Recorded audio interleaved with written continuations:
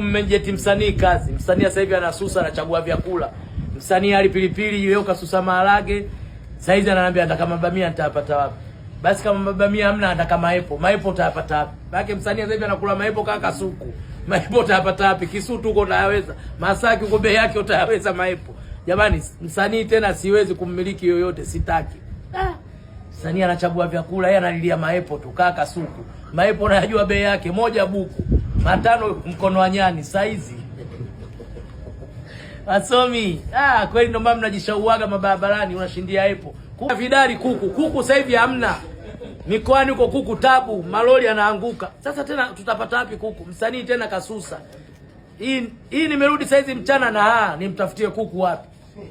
Sitaki tena kwa wamiliki wasanii. Tena msinipigie simu wala msini DM. Wadogo zangu nakwambieni. Maana wengi mkija na miaka 24, 25 sitaki. Nendeni huko kwa watu Fudenki. Uwani malori alijaa kibao hapa. Nashindwa na kuendeleza ujenzi wangu. Sitaki tena. Haya robakia malori yangu yanatosha. Mafundi wanaendelea na ujenzi. Unaona kule? Napiga shedi. Sitaki tena kusikia msanii kanidemu wala kanipigia. Tena nisimkute mtu ofisini. Maana mna tabia mbaya. Nikiamka tu na kutatu 10, watu 20, sitaki. Nakwambieni. Mimi bado sijajitangaza kumiliki lebo. Huyu tu ananitoa jasho. Sitaki. Huyu nimemsaidia tu, Mungu kanipokea na mimi nimempokea. Sitaki kusikia msanii yoyote. Msanii ndo mlivyo. Bora hata mtoto wako wa nyumbani utamlea, atakusikia. Msanii anadeka.